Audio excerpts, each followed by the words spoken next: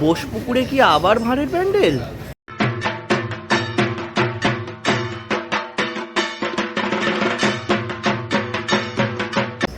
এই মুহূর্তে যে প্যান্ডেলটার মধ্যে দাঁড়িয়ে আছি সেটা হচ্ছে কসবা অঞ্চলের খুবই একটা নামকরা পুজো মণ্ডপ বা প্যান্ডেল বলতে পারো। হ্যাঁ, ঠিকই ধরেছো, এই মুহূর্তে দাঁড়িয়ে আছি কসবা বোসপুকুর শীতলা মন্দির ক্লাবের ভেতরে। এই বছরে তাদের ৭৫তম বর্ষ এবং ৭৫তম বর্ষে তাদের যে থিম, যে ভাবনা, সেই ভাবনাটা হচ্ছে সঞ্চয়। এই বছর তাদের পূজা মণ্ডপ সঞ্চয়ের ওপরেই সেজে উঠেছে। পুরো পূজা মণ্ডপটা তোমাদের ঘুরিয়ে দেখাবো। তো তার জন্য আমাদের কি করতে হবে, আমার সাথে থাকতে হবে, আর মণ্ডপের ভেতরে গিয়েই তোমাদের পুরো পূজা মণ্ডপটা আমি একবার ঘুরিয়ে দেখাবো। তো ভিডিওটা শুরু করছি, সাথে থাকো। তো বন্ধুরা, বোসপুকুর শীতলা মন্দির ক্লাবের ভেতরে প্রবেশ করলাম ওনাদের পূজা প্রস্তুতি দেখাবার জন্য। তো প্রথমেই যেটা দেখতে পাচ্ছি, এখানে কিছু, যেহেতু ওনাদের এই বছরের থিম হচ্ছে সঞ্চয়, সেক্ষেত্রে ওনারা এখানে একটা কাল্পনিক মন্দিরও বানিয়েছে, সেটাও তোমাদের দেখাবো। এবং সঞ্চয় পাত্র হিসাবে এখানে বিভিন্ন ভাণ্ডার দেখানো হয়েছে এবং সেই ভাণ্ডারগুলির মধ্যে কিছু প্রতিমার মূর্তি, যেখানে এখানে কালীঘাটের মায়ের আমরা মুখ দেখতে পাচ্ছি, এরকম কিছু প্রতিমা ফুটিয়ে তোলা হয়েছে। এবং সম্পূর্ণ যে পুরো পূজা মণ্ডপটাতেই আছে, সেই পূজা মণ্ডপটায় তোমরা দেখতে পারবে চারদিকে এরকম বিভিন্ন ধরনের এরকম যে খোপ আকৃতির মধ্যে তোমার একটা করে সঞ্চয় পাত্র রাখা হয়েছে, যেটাকে আমরা বলে থাকি ভাণ্ডার। এবং সেই জায়গায় বিভিন্ন মায়ের মূর্তি, বিভিন্ন মূর্তি, যে কাল্পনিক মূর্তিগুলো আছে, বা আমাদের যে পুজো, যে হিন্দু ধর্মের যে দেবদেবী আছে, সেই দেবদেবীর এখানে মূর্তিগুলোকে ফুটিয়ে তোলা হয়েছে এবং পুরো পূজা মণ্ডপটাই এইভাবে ধীরে ধীরে সেজে উঠেছে। এটাই এই মুহূর্তে তোমরা যখন প্রবেশ করবে, প্রথমেই তোমরা বোসপুকুর শীতলা মন্দির পূজা মণ্ডপে এইটা দেখতে পাবে। এছাড়াও তোমাদের দেখতে দেবো এদিকেও কিছু ভাঁড়ের কাজ হয়েছে, একটু কাছে গিয়ে তোমাদের দেখাবো। সেক্ষেত্রে এখানে কিছু পয়সার চিহ্ন, মানে পয়সা ফুটিয়ে তোলা হয়েছে, যেরকম ১ টাকা, ২ টাকা, ৫ টাকার কয়েন ফুটিয়ে তোলা হয়েছে। এবং কিছু মুখ, যে সমস্ত মানুষের, আমাদের গ্রাম বাংলায় বিভিন্ন ধরনের মানুষ বাস করে, চাষি থেকে শুরু করে, কৃষক থেকে শুরু করে, কিছু মুখ এখানে ফুটিয়ে তোলা হয়েছে। যে বোসপুকুরে তোমরা প্রবেশ করার সাথে সাথেই এরকম একটা দৃশ্য প্রথমে দেখতে পাবে।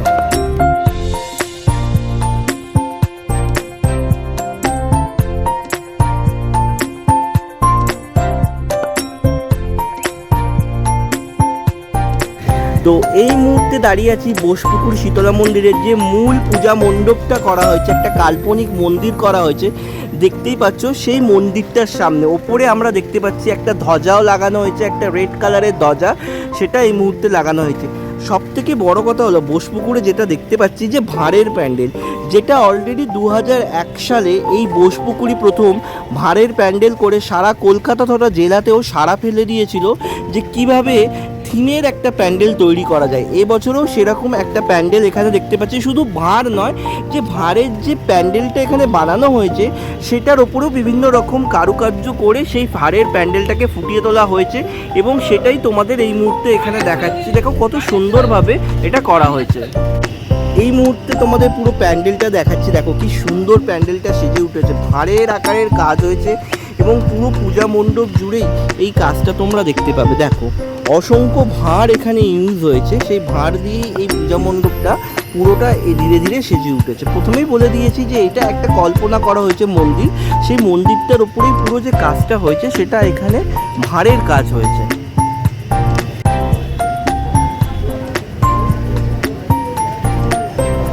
তো এই মুহূর্তে কসবা বোসপুকুর শীতলা মন্দিরে ভাঁড়ের প্যান্ডেলটা দেখানোর পর ধীরে ধীরে একটু ভেতর দিকে প্রবেশ করব এবং ভেতর দিকেও যে কাজগুলো হয়েছে সেটাও তোমাদের একবার দেখাবো।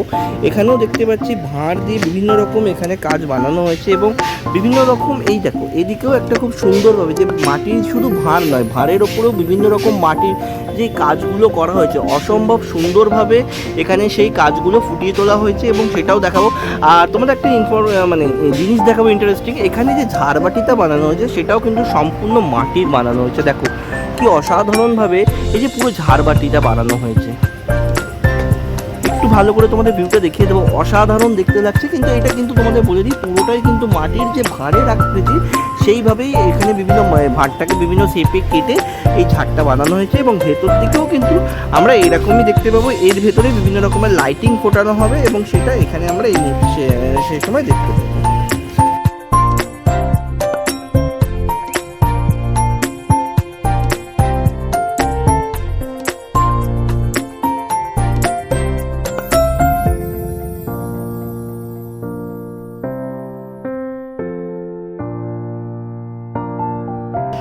তো বোসপুকুরের যে অন্দরমহলে ঢুকে পড়েছি, তোমাদের তো এতক্ষণ প্যান্ডেলের পার্টটা দেখিয়ে দিলাম, এছাড়াও এখানে কিছু কাজ হয়েছে সেটাও তোমাদের দেখিয়ে দেবো। এখানে দেখো অসংখ্য ভাণ্ডার, যে সঞ্চয়ের যে আমরা যাতে সঞ্চয় করে রাখি। আগে তো তোমাদের দিনে মানুষেরা এইগুলোতেই সঞ্চয় করতো, তখন তো আর ব্যাংক বা পোস্ট অফিস কিছু ছিল না।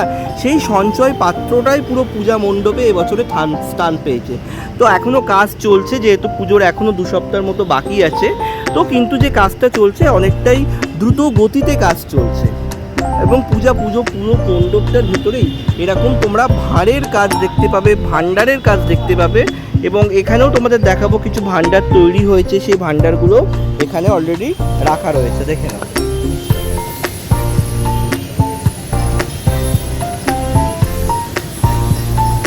শীতলা মন্দিরের ভেতরে প্রবেশ করলে এখানে একটা ভান্ডারের একটা ভেতরে প্যান্ডেল মতো দেখা যাবে। তোমরা অবশ্য জানো এবছরে বোসপুকুরে 2টো প্রতিমা তোমরা দেখতে পাবে। এই মুহূর্তে কোনো প্রতিমারই ছবি নেওয়ার পারমিশন পাওয়া যায়নি, তো ছবিগুলো তোমাদের দেখাতে পারলাম না। তো এই মুহূর্তে যতটা সম্ভব হয়েছে সেটাই তোমাদের সঙ্গে শেয়ার করছি, যে না এই যে প্রথমে তোমরা যখন পূজা মণ্ডপের ভেতরে প্রবেশ করবে এরকম একটা মণ্ডপ টাইপের প্রথমে দেখতে পাবে, এবং সেই তার ভেতরেও একটা প্রতিমা আছে, সেটাও তোমরা দেখতে পাবে। কিন্তু এই মুহূর্তে সেটার পারমিশন না পাওয়ার জন্য দেখাতে পারা গেল না।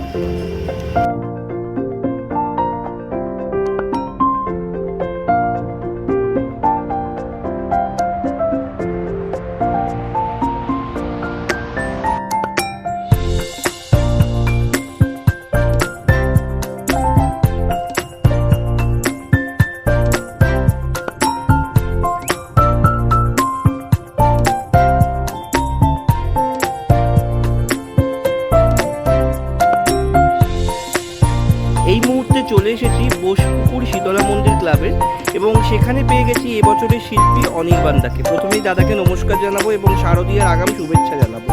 তো দাদা, এখানে এসে দেখতে পেলাম বোসপুকুর যেটা প্রথমে করেছিল সব থেকে আগে কলকাতায় থিমের একটা প্যান্ডেল করে তুলেছিল, যে ভাঁড়ের প্যান্ডেল। এবছরেও সেরকম কিছু দেখতে পাচ্ছি। তো এই যে গোটা যে প্যান্ডেলটার ভাবনায় তুমি আছো, সেই সম্পর্কে যদি আমাদের দর্শকদের কিছু বলো।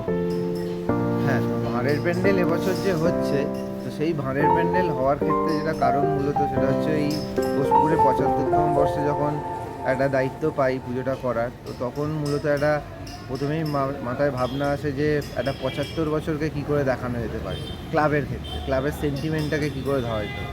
সেখান থেকেই নানান ভাবনার মধ্যে দিয়ে একটা ভাবনা এলো, সেখান থেকে একটা টাইটেল ঠিক করলাম যে সঞ্চয়। তো এই সঞ্চয় ঠিক করতে গিয়েই আমি যেটা মূলত একটা দেখাতে চেয়েছি, যে এখানে প্রথম কথা হচ্ছে কলকাতা পুজোয় প্রথমবার হচ্ছে যে একই জায়গায় 2টো মণ্ডপ এবং 2টো মাতৃ প্রতিমা। তো সেইখানে গিয়ে যে মানুষ এসে জানতে পারবে যে 2টো মাতৃ প্রতিমা আর 2টো মণ্ডপ কেন। তাও আমি একটু বলে রাখি যে এখানে সঞ্চয় যে ভাবনাটা রেখেছি, সেই সঞ্চয় ভাবনার মধ্যে দেখাতে চেয়েছি যে মানুষের দৈনন্দিন জীবনে তারা যে সঞ্চয়টা করে সেটা শুধুমাত্র টাকা উপার্জন বা অ্যাসেট তৈরি না, তার সাথে হচ্ছে তাদের যাপনটা। তারা একটা তাদের জীবনে চলার পথে যে নানান স্মৃতিগুলো বয়ে নিয়ে যায়, তো সেটার মধ্যে একটা সঞ্চয় লুকিয়ে রয়েছে। তো সেই সঞ্চয়টা দেখাতে গিয়ে আমি দেখেছি যে সেটা নয় আমার 2024-এর একটা নতুন থিম ভাবনা সঞ্চয় নিয়ে করলাম, কিন্তু ক্লাবের সঞ্চয়ের ক্ষেত্রে কী আছে। তো তখনই মাথায় এলো যে বোসপুকুর শীতলা মন্দিরের সবথেকে বড় সঞ্চয় হচ্ছে তারা যে দীর্ঘদিন ধরে কলকাতায় দুর্গাপুজো করে আসছে এবং নানান নতুন নতুন থিম ভাবনা উপস্থাপনা করছে। তো সেখানে দাঁড়িয়ে তাদের ভাঁড়ের প্যান্ডেলের যে ইতিহাস সৃষ্টি হয়েছিল, সেই ইতিহাস তারাও আজ অবধি পার করতে পারেনি। তারা নানান আরও ভালো ভালো মণ্ডপ উপহার দিয়েছেন, কিন্তু ভাঁড়ের প্যান্ডেলের ইতিহাস তারা নিজেরাও অতিক্রম করতে পারেনি। তো সেখানে দাঁড়িয়ে আমি একটা সঞ্চয় নিয়ে যখন ভাবনা করছি, তো এই 2টো প্যান্ডেলের মধ্যে যখন মেলবন্ধন দেখাচ্ছি, সেখানে গিয়ে বোসপুকুরের সঞ্চয়ের ক্ষেত্রে ভাঁড়ের প্যান্ডেলটাই উঠে আসছে, যেখানে নতুনভাবে ভাঁড়ের প্যান্ডেলটাকে একটা রূপ দেওয়া আছে। অবশ্যই এখানে বন্ধনদার তো একটা হাত আছেই, কেন বন্ধনদা এটা প্রথম সৃষ্টি করেছিল, কিন্তু সেটাকেই এখন আরও নানানভাবে ভাঁড়টাকে কীভাবে ইউজ করা যায়, টেকনিক্যালি কিছু চেঞ্জেস করে নতুন একটা রূপ দেওয়ার চেষ্টা করা হয়েছে। তো এইভাবেই একই পুজোতে জোড়া মণ্ডপ এবং জোড়া প্রতিমা এই ভাবনার সাথেই উপস্থাপনা করা। অনেক ধন্যবাদ দাদা। তো এতক্ষণ পর্যন্ত তোমাদের বোসপুকুর শীতলা মন্দিরের যে পূজা মণ্ডপটা আছে সেটা ঘুরিয়ে দেখালাম। আর হ্যাঁ, তোমাদের বলে দিই, এইটা কিন্তু এক্সক্লুসিভ তোমরা একটা পুজো মণ্ডপ দেখলে এবং সর্বপ্রথম তোমাদের সাথে আমি শেয়ার করলাম। আর যদি তোমাদের ভিডিওটা ভালো লাগে তো একটা অবশ্যই লাইক করো, শেয়ার করো। যারা চ্যানেলে নতুন অবশ্যই চ্যানেলটা সাবস্ক্রাইব করে পাশে থেকো। তো আজকের মতো ভিডিওটা এখানেই শেষ করছি। দেখা হবে আবার কোনো একটা নতুন ভিডিও নিয়ে। ততক্ষণ পর্যন্ত সবাই ভালো থেকো। টাটা।